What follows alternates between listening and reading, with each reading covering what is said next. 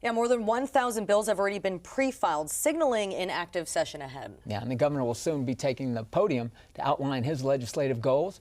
When that happens, we'll be right here listening in. Yeah, let's go ahead and take a live look at the legislative chamber right now. You can see that room is packed, filled with lawmakers. Earlier, we saw Attorney General Liz Murrill, Insurance Commissioner Tim Temple, Lieutenant Governor Billy Nungesser, all the big players.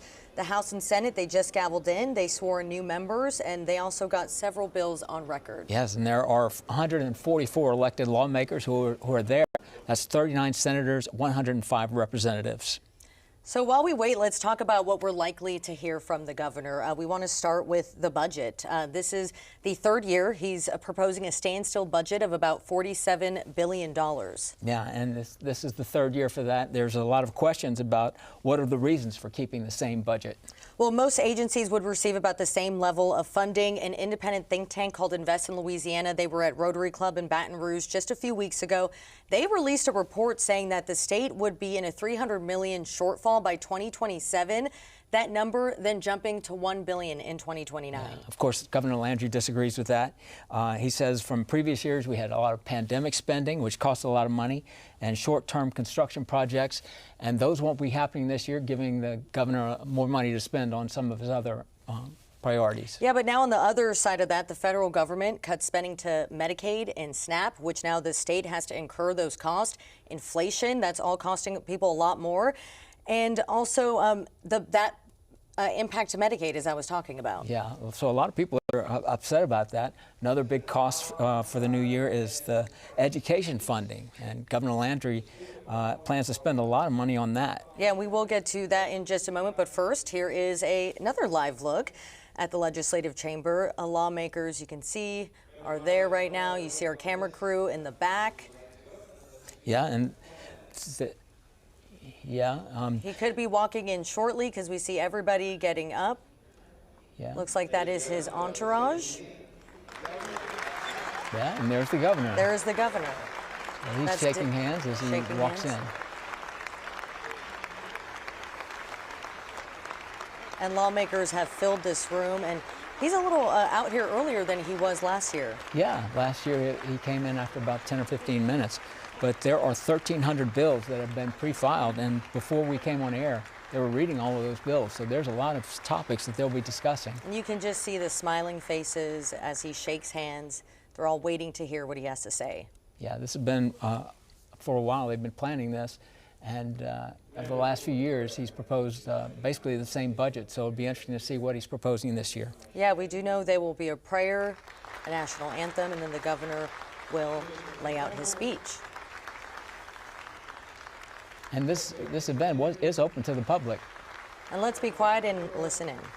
And Lieutenant Governor Billy Nungesser. Senator Jackson Andrews will lead us in a prayer. Please remain standing after that for the presenting of the National Guard. Please bow your heads for prayer. Great God of the Bible, the God that sits kings up and sits kings down, the God that has appointed each of us on this floor for such a time as this. I ask that you come and you be with us every day of this session.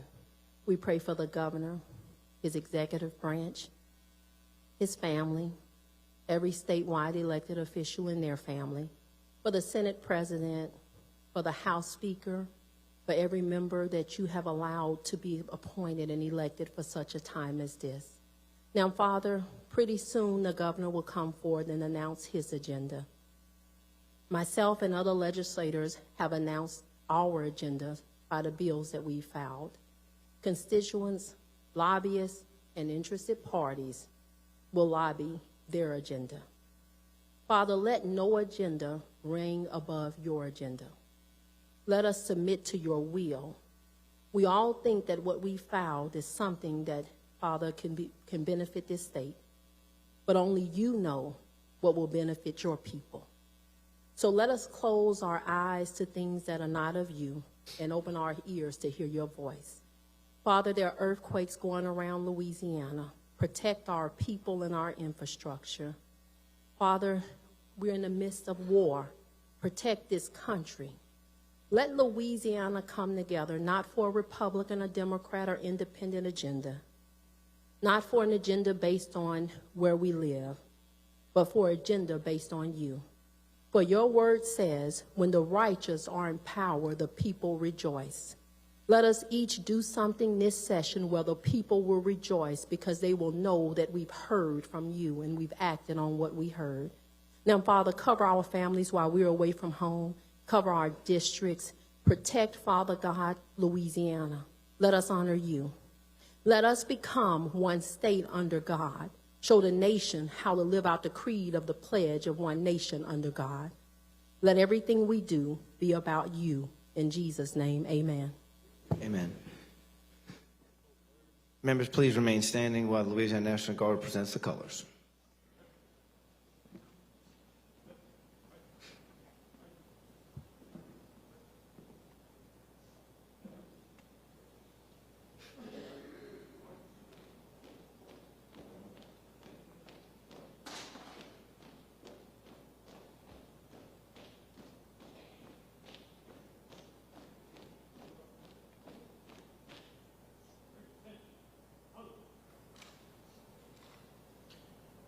I pledge allegiance to the flag of the United States.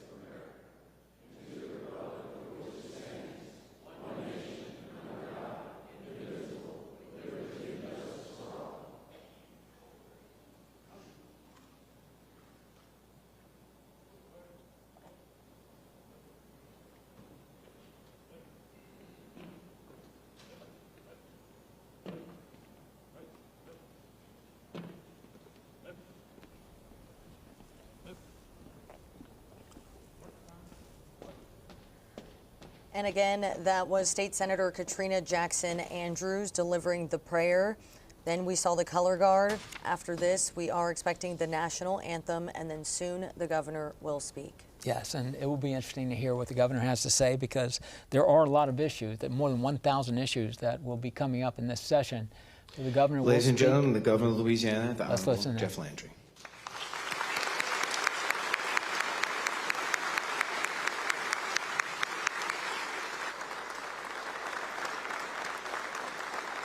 Thank you. Thank you. Thank you. Speaker de Villiers, President Henry, ladies and gentlemen of the House and the Senate, thank you for the privilege of addressing this legislature. Few legislative bodies throughout the state's history have worked harder than you to deliver generational change to this state.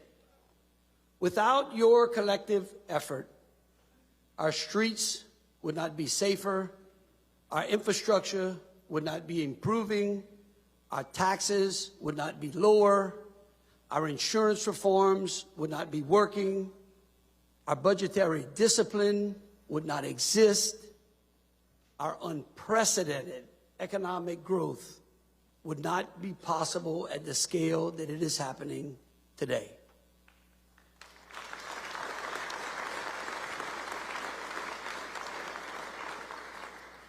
You and I were elected to do things differently. The people wanted it that way. They begged for it. They begged us to reform systems that were no longer serving our people, to change the trajectory of an economy held back by tired policies, and to make unmistakably clear that the Louisiana government works for the taxpayers and that the taxpayers don't work for the government.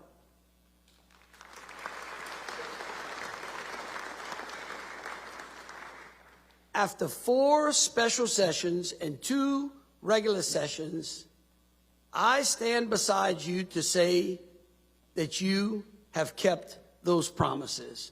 And I firmly believe that this legislature and my administration will be remembered for the promises that we have kept.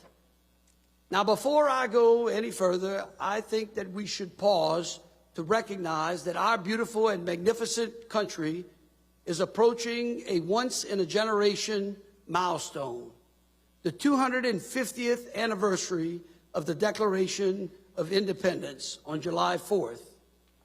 I can remember the 200th. Katrina, you wasn't there then.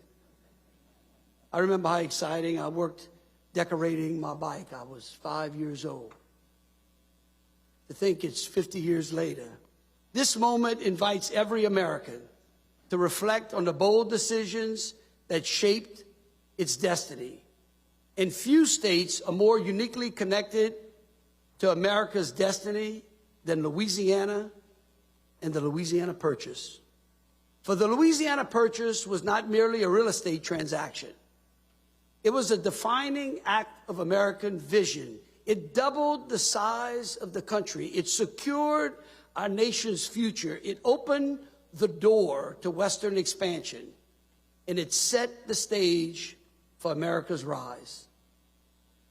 As part of America 250, President Trump has graciously granted Louisiana the extraordinary honor of hosting the original Louisiana Purchase documents, bringing home for the first time to this state the very papers that created our great state and changed the course of our country's history. Our Secretary of State, Nancy Landry, is overseeing this historic display, and the opening is set for late April at the old state capitol.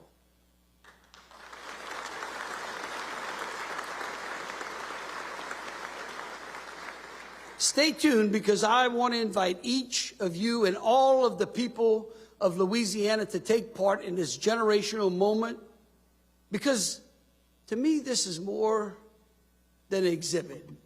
It's a powerful opportunity for Louisiana to tell its story, to remind the nation that our state has always been central to America's growth, ambition, and belief in the future. In welcoming these documents, we are reminded that Louisiana was not an afterthought in the story of America. We are central to it. That bold decisions still matter, and that this great state remains a place where the future of freedom is shaped. And I believe as our citizens stand before these documents, they will not just see ink on parchment.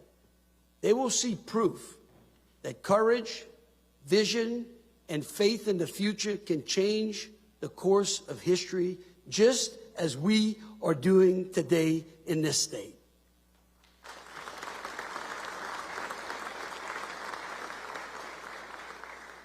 Take, for instance, education. Just 2 short years ago, we have jumped 11 spots overall on the nation's report card. This is the largest one-cycle leap in our state's history and Louisiana's highest overall ranking in our history. Our 4th graders have displayed the largest gains in reading nationwide, and Louisiana is the only state under which its students have fully recovered from the pandemic shutdown in both math and reading. Let us congratulate, yes.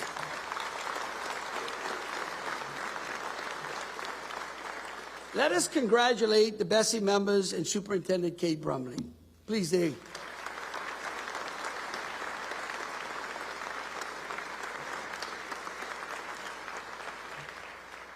Thank you, Kate and Bessie members. Now, you all's passage of allowing teachers to teach has eliminated burdensome bureaucracy, removed cell phones from our classrooms, and refocused our educational mission on academics, reaffirming education, not indoctrination. You have staked the flag of morality by recognizing that the 10 Commandments are not a bad way to live your life, and that students who don't read them will likely read the criminal code. And I want to thank our Attorney General and her staff for the great work of defending that law, because those documents and our historical documents are going to be placed in our classrooms this year.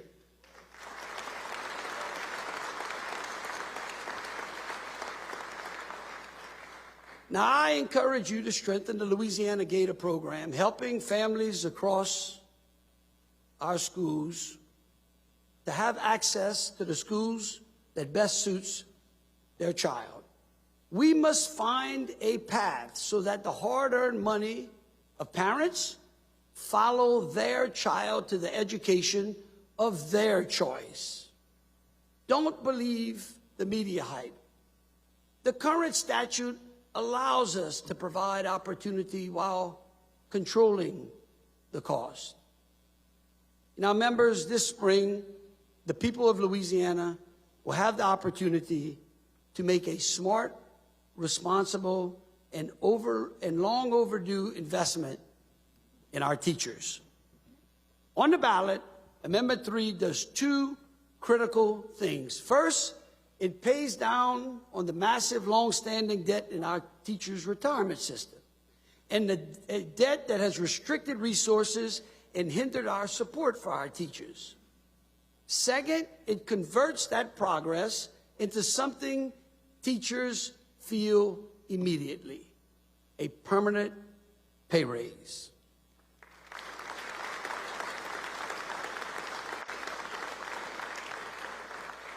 I need you to pass this message along. This amendment is not a temporary stipend. It is not a promise for another day. It is a permanent raise, earned, reliable, and responsibly funded. Our teachers have stood by Louisiana through hurricanes and pandemics and years of uncertainty, and they stayed in the classrooms when it would have been easier for them to leave. Passing Amendment 3 lets our teachers know that Louisiana stands by them. And with a yes vote, we can strengthen the retirement system, improve their take-home pay, and guess what? We can do it without raising taxes. And so I urge you to educate your constituents and encourage them to vote yes on Amendment 3.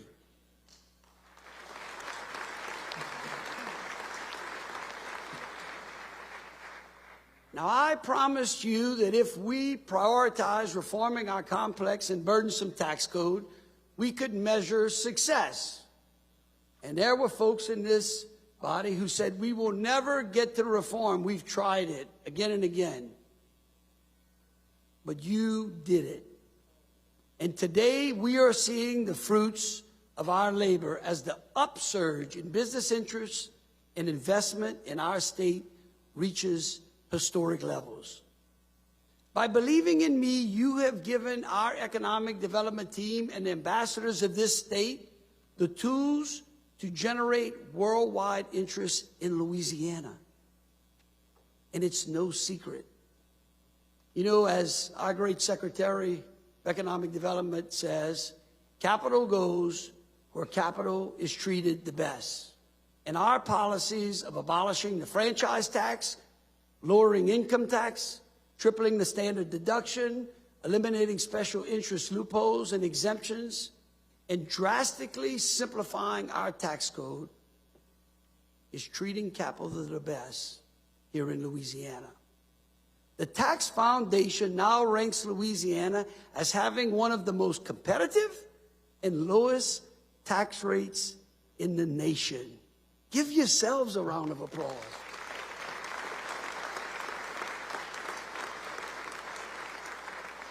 Now, we should renew our commitment to further tax reform in a quest, which I hope, to totally eliminate the income tax in the state of Louisiana.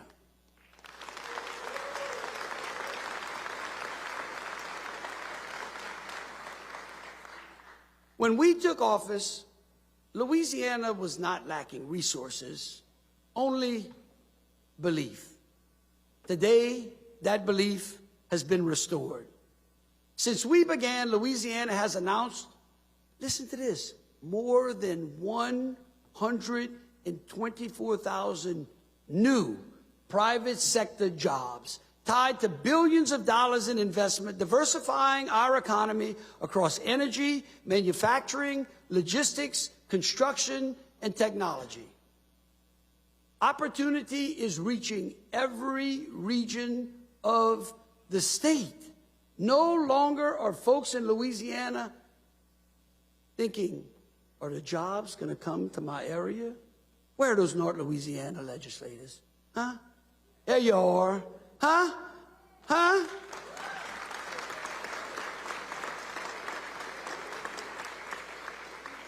We started this term, if y'all can remember, with the goal of trying to get $30 billion worth of investment in this state. The next year, we moved that goal to $50 billion. Today, we are fast approaching $100 billion.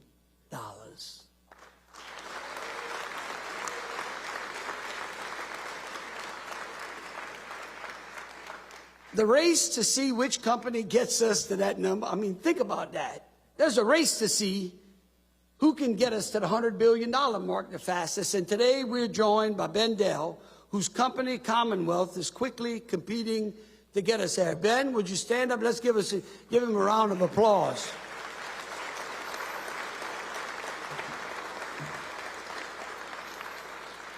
He's promising us, and now, Ben, you got to move fast. Ladies and gentlemen, that momentum did not happen by accident.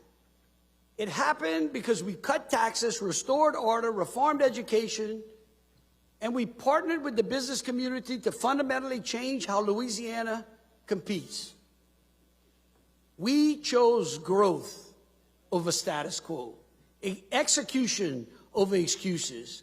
And early on, we reorganized and refocused LED, and that reform sharpened our message and sent a clear signal across the country that Louisiana was serious and that Louisiana was open for business. And guess what? The proof is in the results. I want to thank Secretary Bourgeois and her team for their extraordinary work. Now, I want you folks in the press to really pay attention here. According to the U.S. Bureau of Labor Statistics, the average wage in Louisiana has risen from $48,700 to today $61,284 in just 6 short years. Now, the real story is that new companies tracked by the Department of Economic Development today are offering an average wage of $87,000 for the jobs that are being created today. That's a 40% increase of the current average. Can you believe that?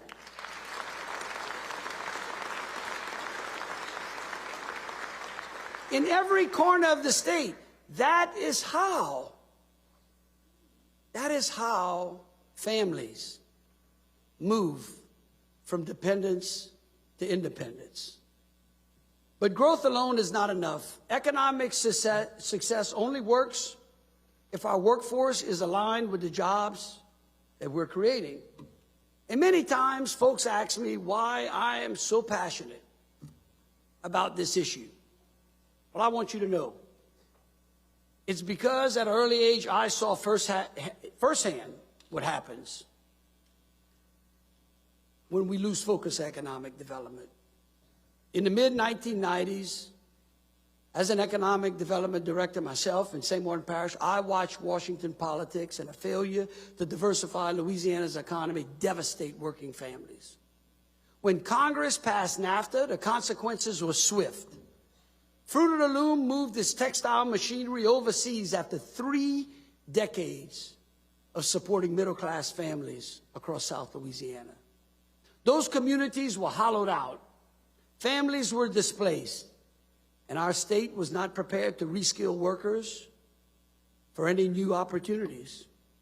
You know. The stability that NAFTA promised us, here's the irony. The stability that NAFTA promised us and promised Latin America has not fully materialized. Instead, the millions who were supposed to find opportunities within their own countries have had to seek them illegally in ours. We learned a hard lesson.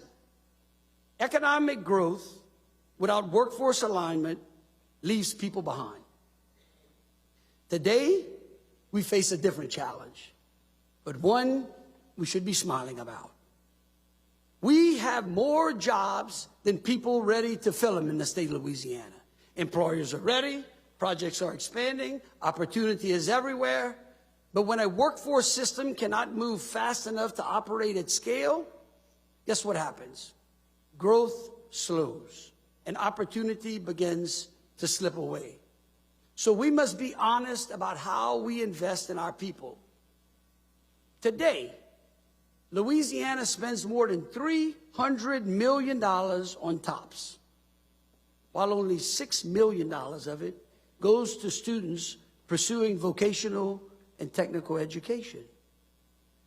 Yet only 30% of the new jobs that we're creating today require a 4-year degree. That means that 70% do not. That mismatch does not serve our citizens, and it can slow our growth. It is time to align our education and our workforce dollars with an economy. That's not ideology, that's not habit, that's results. We have to have an honest conversation about that. Our proposal increases the Promise program funding to expand access to community and technical colleges and to train students in demand for the high-paying jobs that are being created today in this state. We're fully funding TOPS once again. And let me make it clear, this is not about choosing one path over another. It's about respecting every path that leads to work and opportunity. That's why we're supporting President Trump's initiative to eliminate bureaucracy and emphasize high-paying jobs and high-demand jobs. Through the Louisiana Talent Accelerator, Secretary Schoen will streamline the workforce system, direct funding to training, prioritize credentials, and measure outcomes, not paperwork. I urge you to support Representative Bamberg's bill to accelerate job placement in Louisiana. You will not regret it, and you will make me sleep safer at night, because I worry if we can meet the workforce to make sure that that fella up there who just stood up has the workers he needs to get us to $100 billion. Now think about this. Imagine a state where every job finds a worker and every worker finds a purpose, where a welder in Lake Charles, a coder in Baton Rouge, a logistics manager in Shreveport, a line supervisor in Houma, all find an opportunity right here at home in Louisiana.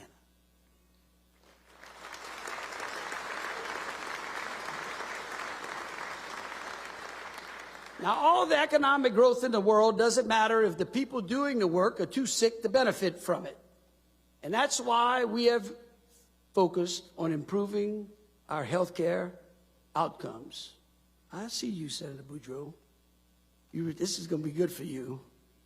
This year, Louisiana took a national lead by implementing the SNAP Healthy Food Waiver. For the first time, food stamp benefits are being used for nutritious foods, not soft drinks and candy.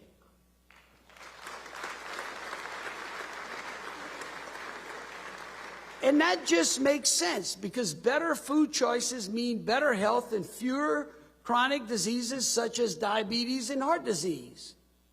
We've also expanded the Carrot Initiative, which rewards families for buying fresh fruits and vegetables, helping to stretch grocery dollars while encouraging healthier habits. We're also taking on one of the most heartbreaking public health care crises in our state. Since 2018, overdoses has been the leading cause of pregnancy-associated deaths in Louisiana. And that's simply unacceptable. Through Project Mom, we've partnered with hospitals across the state to improve screening, treatment, care coordination, and access to life-saving medications, with a clear goal of reducing these deaths by 80% in 3 years.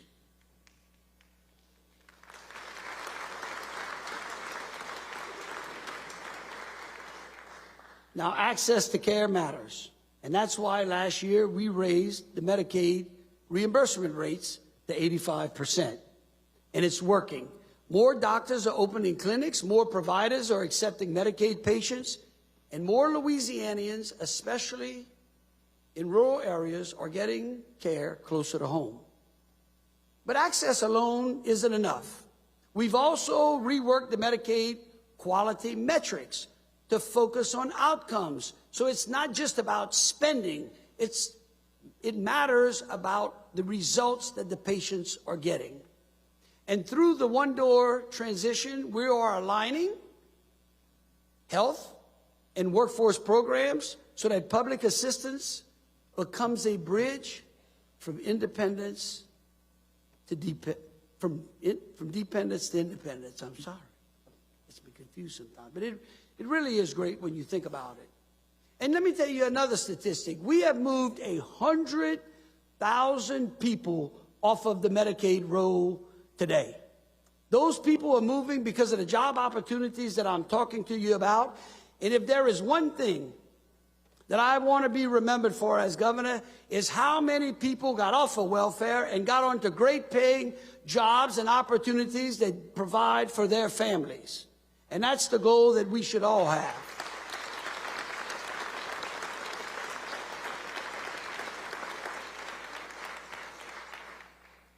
Finally, this session, we will seek to create an Office of Health and Nutrition, bringing food policy and chronic disease management together so we can take a smarter, more coordinated approach to improving health across Louisiana.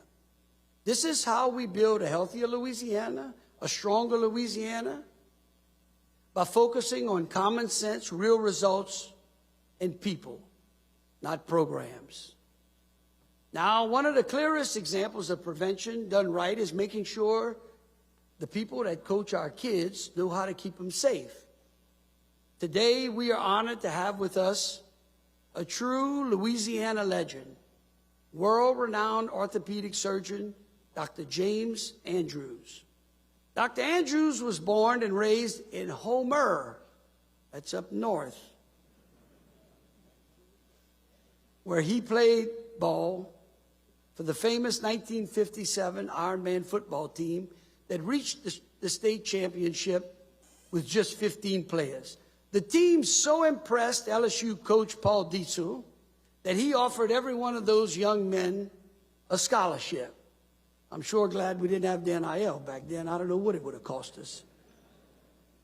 But Dr. Andrews went on to graduate from LSU Medical School, compete as an SEC pole vault champion. He completed his residency at Tulane and founded the Andrews Sports Medicine and Orthopedic Center. He revolutionized sports injury treatment and has performed career-saving surgeries for some of the world's greatest athletes, from Michael Jordan and Bo Jackson to Tom Payton Manning, and even Drew Brees. Dr. Andrews, would you please stand up and be recognized in your home state?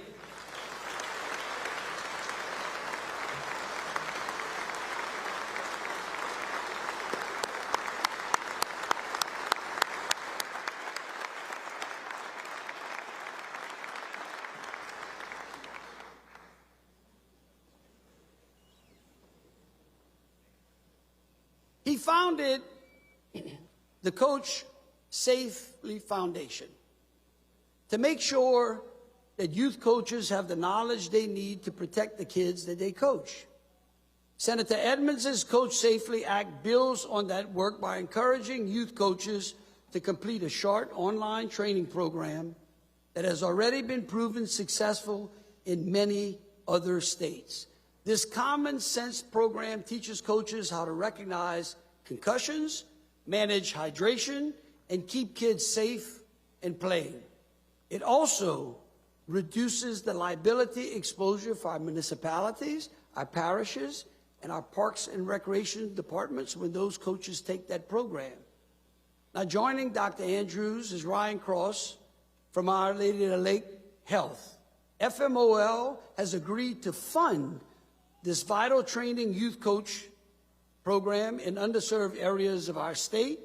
So let's again give them a round of applause.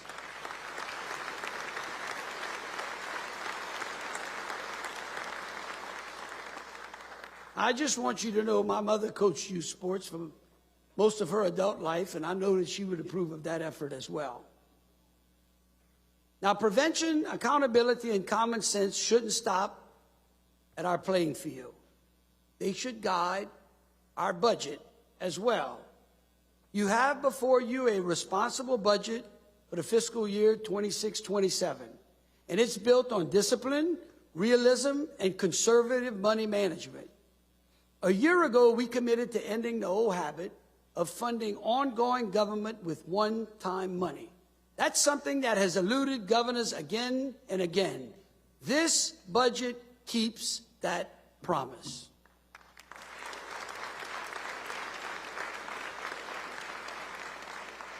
It is built without temporary dollars and restores honesty to our finances. At $46.9 billion, this budget is smaller than last year's $50 billion budget. It holds spending flat because I believe government should live by the same rules as our families here in Louisiana. That discipline, by the way, has paid off. We now enter 2026 well within our constitutional debt limit. We have reduced the total debt by $190 million and saved $117 million through refinancing. And the markets have noticed. Our bond ratings have improved across all of the rating agencies, confirming that Louisiana is finally regaining credibility in this country. For too long, this state has lived in a constant budget crisis. Ladies and gentlemen, because of your work, that era is over.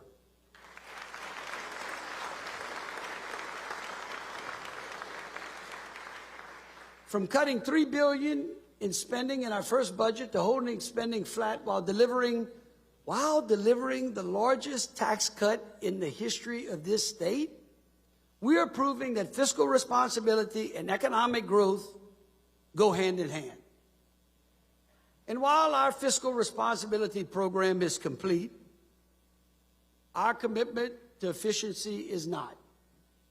That is why we asked you to strengthen the Inspector General's office, because protecting taxpayer dollars is not optional. It is essential. Fiscal responsibility is no longer a slogan in Louisiana. It's how we govern. Right, Steve Orlando? I know he's here. That's how we govern, by doing it responsibly. State finances give us, strong finances give us credibility. But credibility must be felt at the kitchen table. For Louisiana families and businesses, that means fixing an insurance system that for far too long had failed them. For years, families were told the skyrocketing premiums and shrinking coverages was simply the cost of living in a hurricane-prone state. But we all know that storms alone were not the problem. A broken system driven by excessive litigation, delay, and lack of accountability were pushing insurance rates higher and higher. And that's why we worked together to pass the very first comprehensive insurance reform package in the history of Louisiana last year. And for the first time, we governed based on data, not on emotion. And let me tell you, I know y'all don't want to relive it, but that fight was real. And the lobbying on the emotion part of it was at a peak.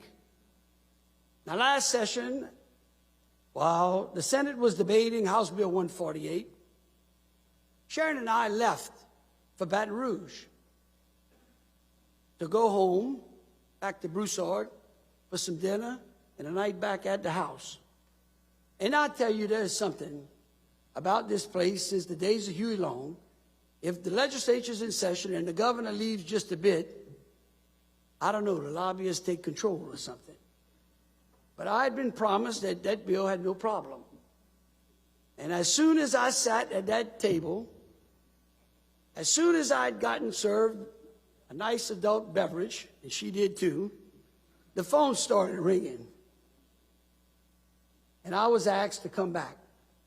I looked at her, and she said, "We have to go." And we drove all the way. By the way, I didn't get my drink.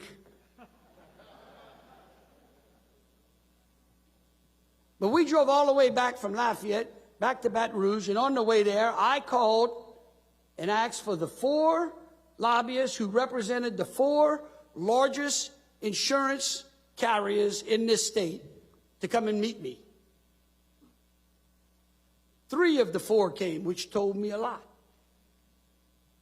The 3 that did come, I won't call them out, but they sat there in the mansion kitchen, in the dining room, and they wailed and they complained and they told me how I was ruining the place and I was going to just walk all of y'all off of a cliff.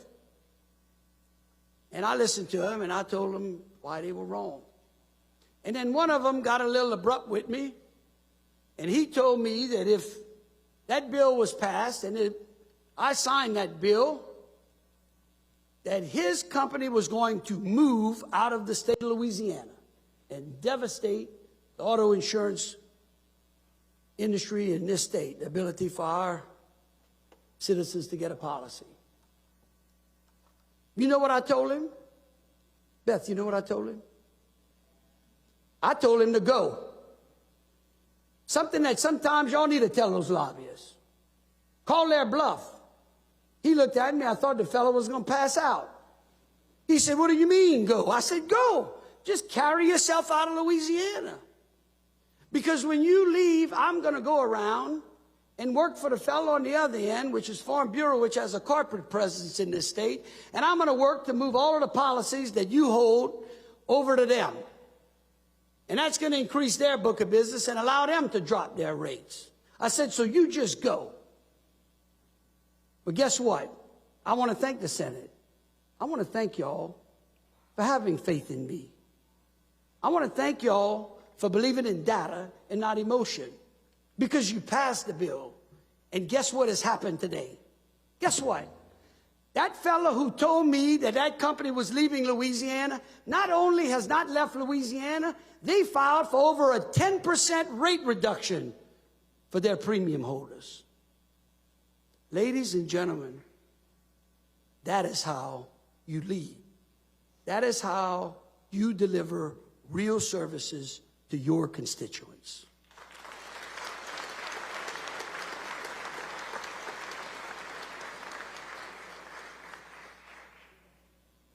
That is what accountability looks like.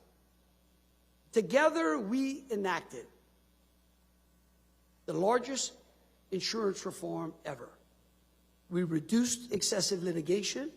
We prevent insurers from passing unjustified costs on our citizens. We restored common sense by limiting recovery for those operating illegally or at fault. And we gave the insurance commissioner the authority to lower excessive rates. And like I said, guess what? Because we used data and ignored emotion, and by standing up for families and businesses, by restoring balance to the marketplace, we sent a clear message that Louisiana will no longer be bullied, or our families will no longer be broken by a system that works for everyone except the people paying the insurance. And today, a record number of companies have filed for rate decreases, and given the reforms that we've enacted, there are no excuses for those rates to go back up. Take note. Go back home. You've delivered the results. If you find anyone in your district that has not gotten a reduction in their automobile rates, you tell them to shop the market. Even I had to do that the other day, and I got a big deduction, big discount. You've done that. Those things are real. They're tangible. And I believe in good conscience that the commissioner will work with us on behalf of the people of Louisiana to ensure that those rates are reasonable. I know he would do it, him and his team, because that's what reform looks like. That's what leadership requires. Now, lowering insurance costs protects families, but families also need safe, reliable roads and bridges to get to work, school, and home. And that's why we are reforming and modernizing the Department of Transportation.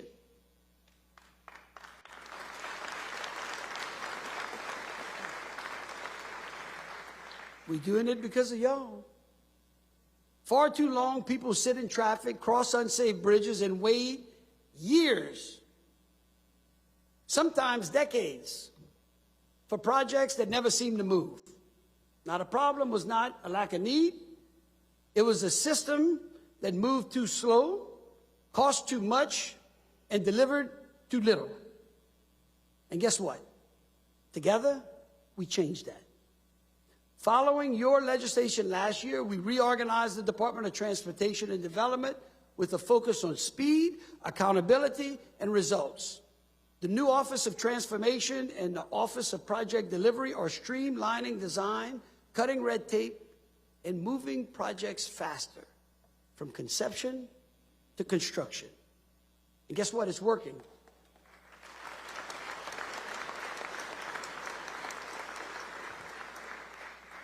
Over the last 2 years, we have invested more than $765 million through the Louisiana Transportation Infrastructure Fund to deliver new roads and bridges across the state. And we are accelerating the replacement of 170 bridges, putting $650 million to work on projects that have sat idle for years.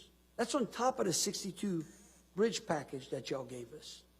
Next month, we will break ground on one of the largest transportation projects in Louisiana's history, because Lake Charles, the I-10 Calcasieu River Bridge, we're going to break ground, bringing long overdue relief to the people of Southwest Louisiana. That's a bridge that has eluded it.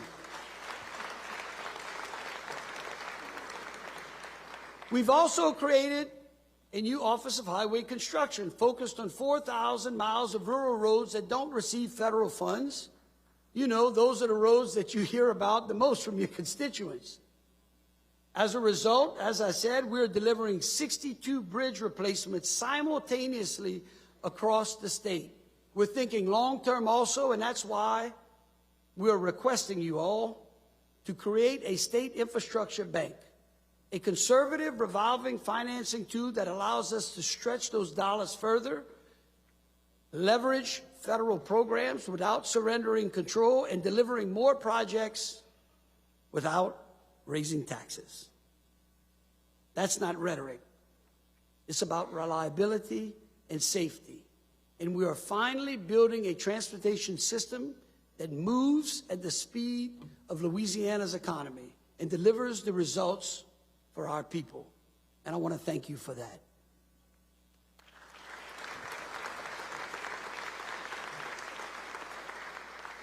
Now, y'all don't get comfortable in your seat, and y'all don't all jump up at once. But finally, the nagging debate over the inspection sticker is over.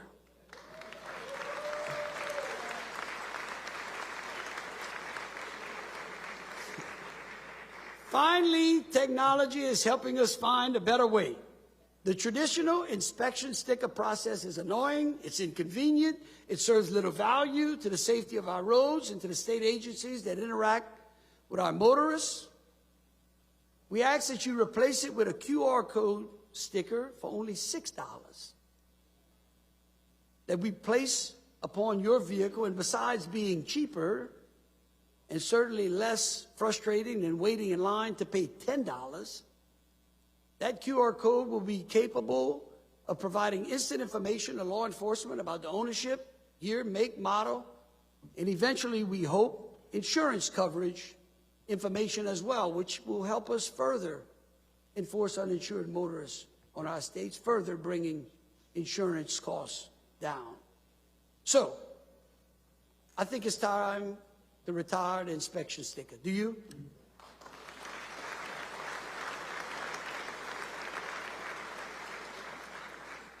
I want y'all to know, I go speak around the state. I tell them about all these great things.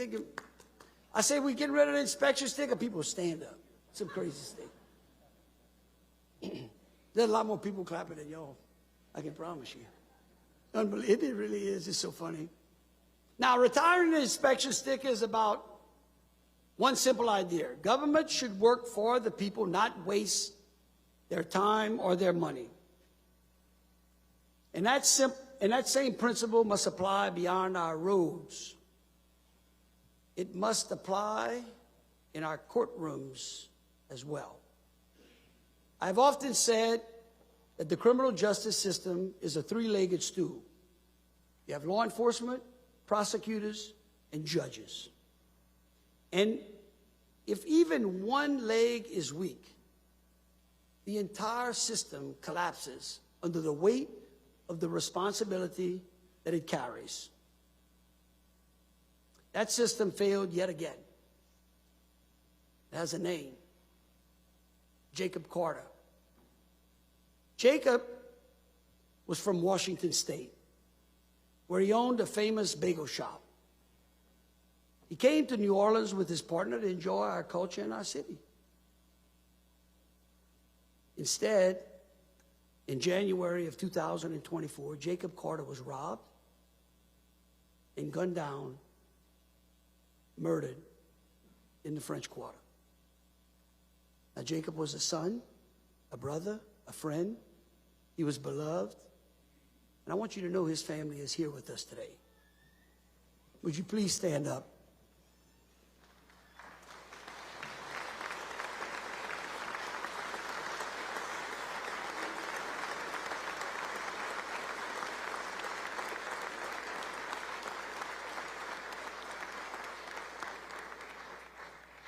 They deserve that round of applause for the bravery of coming here to confront this problem. Because here's the plain truth. Jacob Carter's murder was preventable. His killer was a juvenile, already known to the system, arrested with 14 guns and drugs, and then released under electronic monitoring.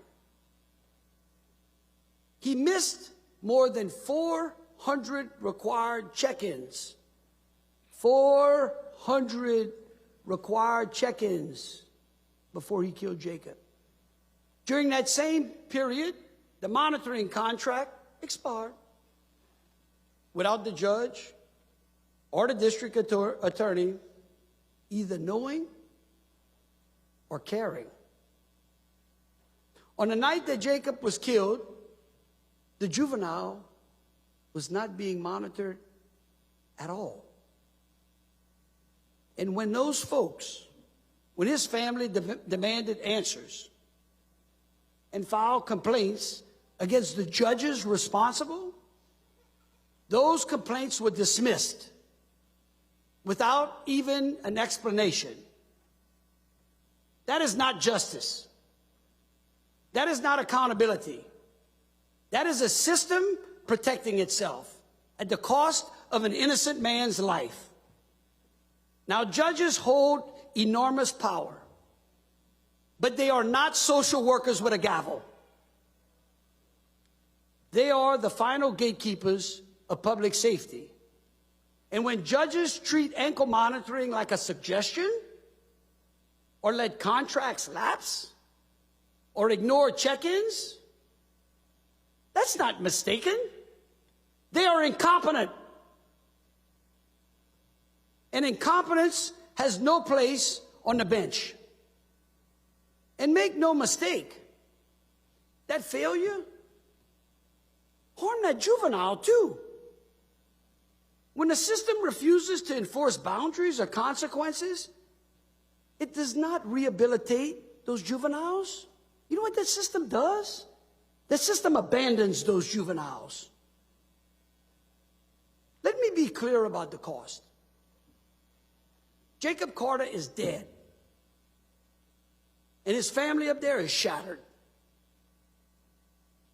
And the juvenile, who could have been held accountable for earlier misconduct, will now spend almost the rest of his life behind bars. Now tell me, 2 lives destroyed because responsibility was ignored.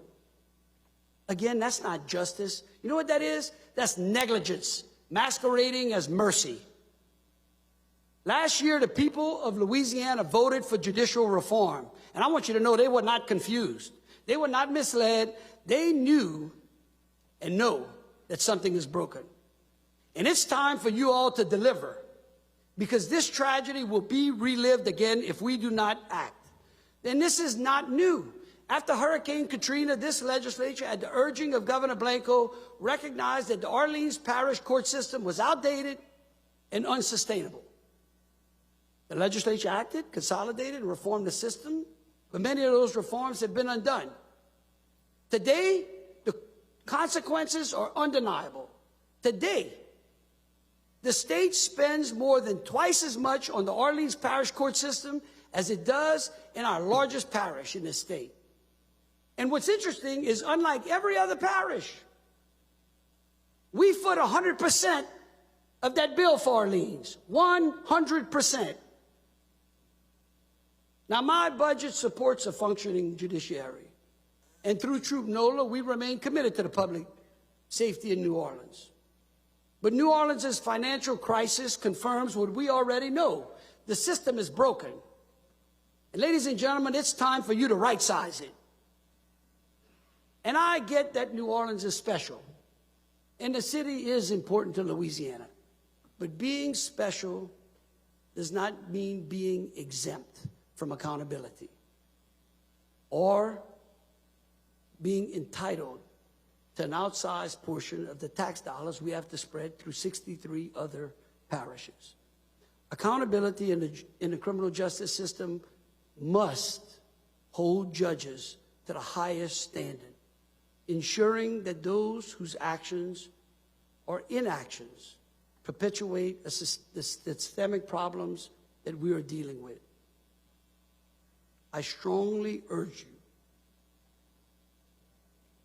I beg you, that family begs you to implement rigorous judicial reform.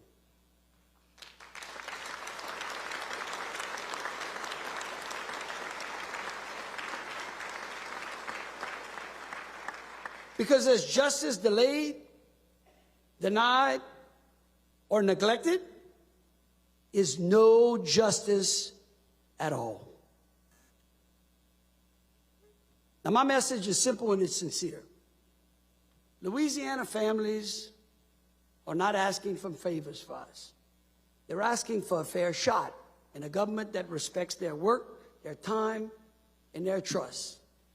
Our folks get up early, and they work hard. And everything that I have talked about today, jobs, workforce, insurance reform, transportation, fiscal discipline, public safety, all come down to one question. Are our citizens' lives improved because we showed up too? Now, last year, near the end of a tough session, one of your colleagues questioned the decision I made. And I explained it to him this way. There was a man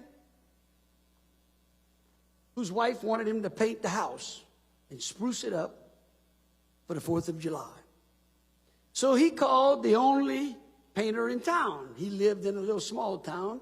Many of us do. There might be only one painter. The painter told him that he was booked all week, but he could do the job over the weekend if the fella would go cut his grass, because his wife was on him about his lawn. That happens to you, right? Senator Abraham, she makes you cut the grass.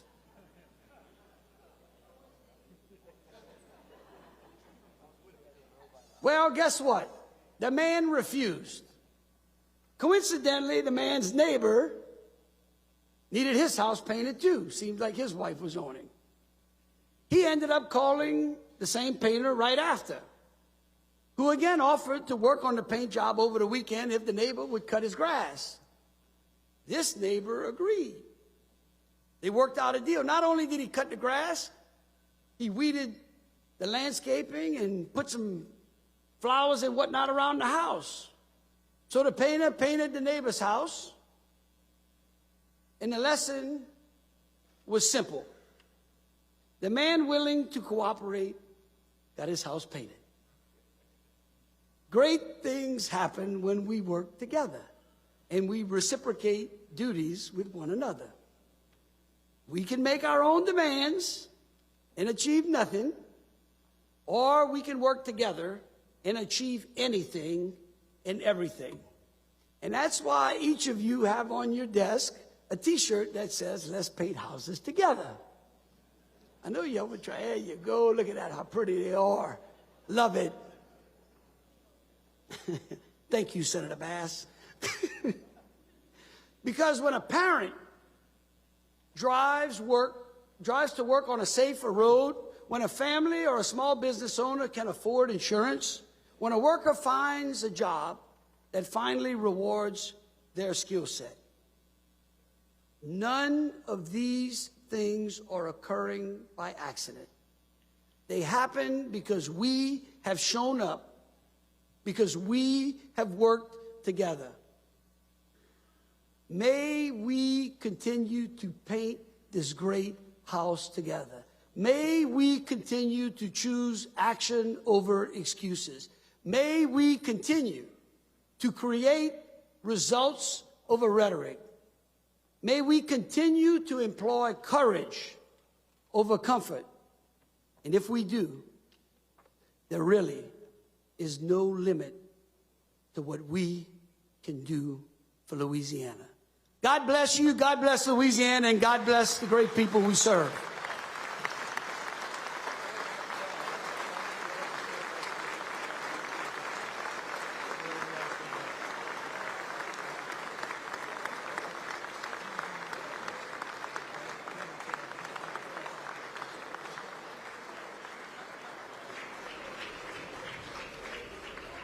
Thank you, Governor. Members, at this time, I would also like to welcome First Lady Sharon Landry to the House. All right, we just heard from Governor Landry. That was his opening speech for the start of the 2026 legislative session. Yeah, he had a lot of talking points, very interesting, talking about the 250th anniversary. Education is one of his highest ranking issues with Louisiana moving up so far. Yeah, he also spoke about teacher pay rate, telling the lawmakers to tell their constituents to vote yes on that amendment that would increase teacher pay. Yeah, it's not that much pay, but it will be a definite increase. And with the education results that we've had the last few years, it's something they really do need. And what was interesting, he didn't talk about carbon capture, which we did think was because a lot of bills have been filed that have to do with carbon capture and sequestration projects. Yeah, and there's a lot of differing opinions on that, so it'll be interesting to hear just what comes of that in the sessions. What's interesting is he talked about the inspection sticker, how he wants to retire the inspection sticker and instead replace it with the QR code that would cost $6. And so he was telling lawmakers to pass that. Yeah, a lot of people clapped for that, and I guess that is going to be an important issue. Well, by law, the 2026 session will end no later than 6 p.m. on June 1st, and we'll have coverage throughout the session on the Louisiana, the state we're in. And that does it for our live coverage of the start of the 2026 legislative session. We'll be digging into the bills and debate throughout the session on Louisiana, the state we're in. So thank you for joining us, and now back to our regularly scheduled programming.